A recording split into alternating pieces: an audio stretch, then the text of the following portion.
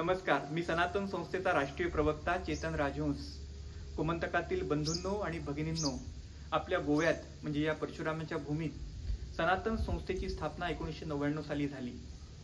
हे वर्ष सनातन संस्थेचं रौप्य महोत्सवी वर्ष आहे आणि म्हणूनच 30 नोव्हेंबर 2024 या दिवशी आम्ही परवरी येथे सनातन संस्थेचा रौप्य महोत्सवी कार्यक्रम आयोजित केला आहे. आपल्या सगळ्यांच्या आनंदाच्या दृष्टिकोनातून एक महत्त्वाची गोष्ट म्हणजे श्रीराम जन्मभूमी तीर्थक्षेत्र ट्रस्टचे कोषाध्यक्ष परमपूज्य गोविंददेवगिरी महाराज यांचं हे वर्ष अमृत महोत्सवी वर्ष आहे.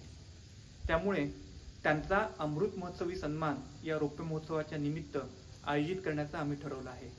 30 नोव्हेंबरला सनातन संस्थेच्या रौप्य महोत्सवी कार्यक्रमामध्ये परमपूज्य स्वामी गोविंददेवगिरी महाराज यांचा अमृत महोत्सवी सन्मान गोमंतकाचे माननीय मुख्यमंत्री श्री प्रमोद सावंत यांच्या शुभ हस्ते केला जाणार आहे.